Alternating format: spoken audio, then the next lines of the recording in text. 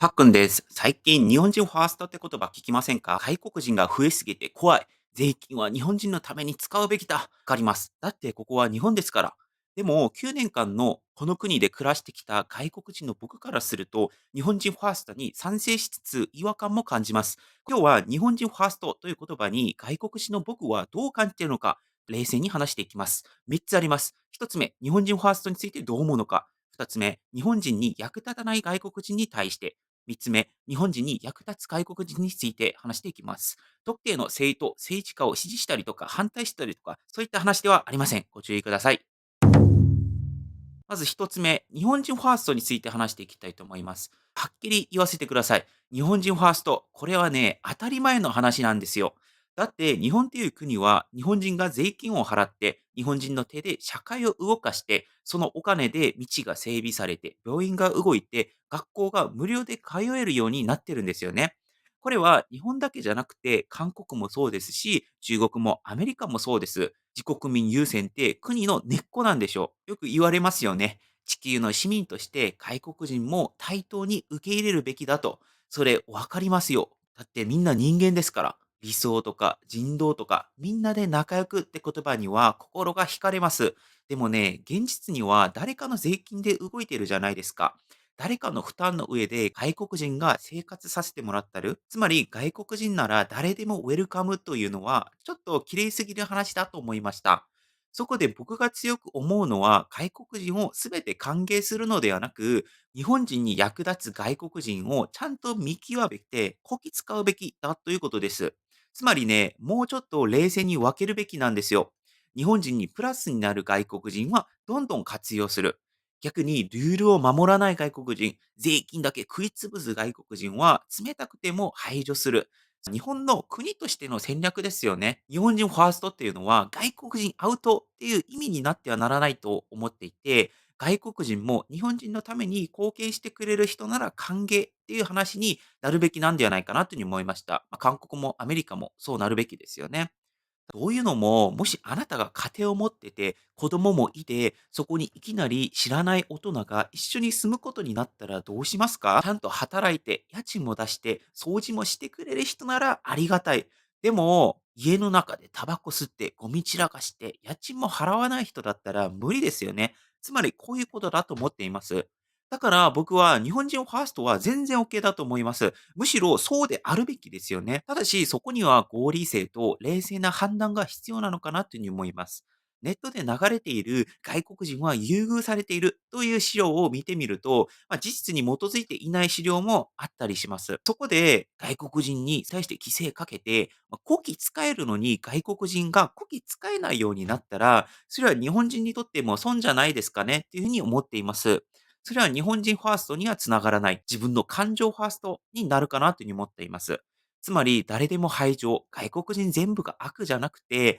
誰が日本人のために必要なのかを問い直すことが大事なのではないかなというふうに思いました。その視点さえあれば、日本はもっとあったかくて、強くて、ちゃんとフェアになると僕は思います。二つ目の話はですね、迷惑外国人には遠慮なく厳別してほしいなというふうに思っています。これはもうはっきり言いたいですよね。これは区別の話でして、日本をサポートする外国人と日本を壊す外国人をちゃんと見極めるべきというふうに思っています。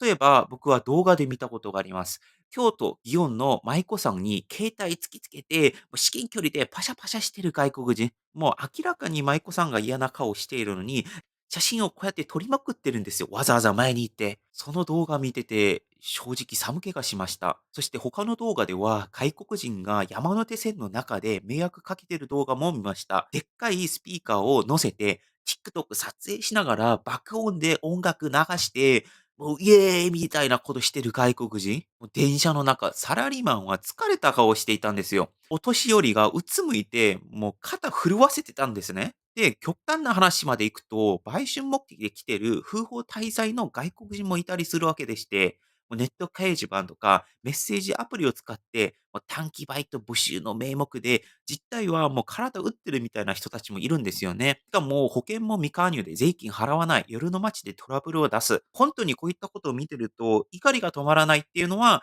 日本の方もそうですし、日本に住んでる他の外国人の方もそうかなというふうに思っています。そういう人たちはもう外国人という枠を超えて、日本の社会に迷惑をかける存在なんじゃないですか。だからこそ僕は言いたくて、そういう外国人には損をさせる仕組みを強化するべきなんじゃないかなというふうに思っています。罰金制度をもっと厳しくする、強制送還だけでなく、入国禁止のレベルまで実効性を上げる。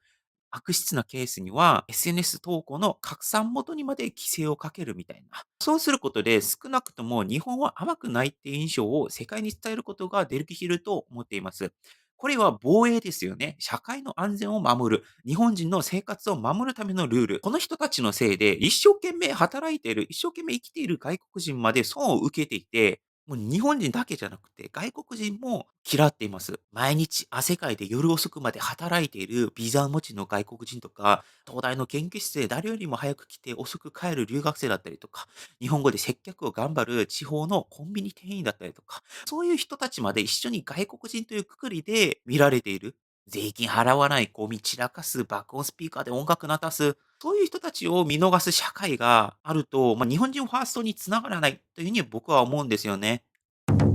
3番目の話は、逆に使える外国人は極端な話、こき使った方がいいと思ってるんですよね。このこき使うって聞くと、ちょっと失礼な響きあるかもしれないんですけれども、外国人って有効活用すべきですよね。こき使うことで、日本人ファーストにつながるという話です。実際僕の近くにいる3人の外国人例をお伝えしますね。まず1つ目は中国人研究者です。僕の研究室にいる中国人の先輩でして、彼は中国の大学を出て、東大の修士課程を経て、今はうちの研究室で博士号を取って、ポスドクターに所属しています。で、この人やばいんですよ。ネイチャー級の国際ジャーナルに論文を2本から3本ぐらい投稿していて、この2、3年間ぐらいでもう世界トップ1%レベルの研究成果を出しているんですよ。朝8時に来て、もう夜8時ぐらいまで研究して、しかも土日ももうロボットのようにもう実験やりまくってる。これ東大の日本人学生さんでも簡単には到達できないようなレベルだと僕は思っています。で、実例2つ目の話で言うと、台湾人の精神科医の話がありまして、台湾で医師免許を取った方がいて、今は日本で精神科医として勤務されています。日本語でカウンセリングしながら病院の付属人材を穴埋めしている。しかも文化の違いもある中で患者さんの生身を日本語で受け止める。すごく繊細な仕事ですよね。実例3で言うと、香港系イギリス人建築関連のデザイナーもいて、彼女は香港育ちのイギリス国籍の女性です。建築、デザインを学んで、今は東京の設計デザイン会社で働いてるんですが、朝9時から夜12時ぐらいまで、もう週5、6、ひどい時は週7も働いてるんですよね。オフィスでずっと図面引いて、プレゼン資料を作って、海外と日本の建築士をつないでいるんですよ。めちゃくちゃ働いてるんですね。この3人とも日本のルールを守りながら、日本の社会にポジティブなことをやっていて、日本人にも迷惑かけていないような方々が、ここにはいるんですね。で、ここからが大事でして、例えばさっきの台湾人の精神科医を日本で一人育てるってなったら、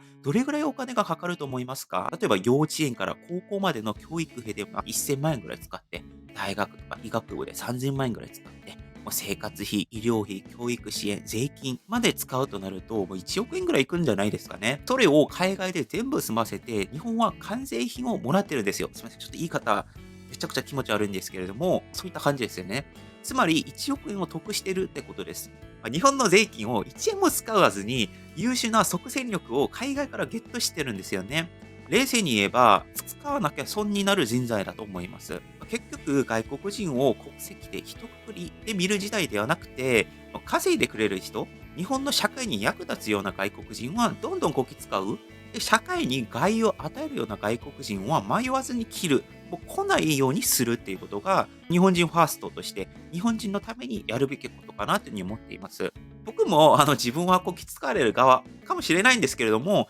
僕も日本にいて楽しんで生活できていて、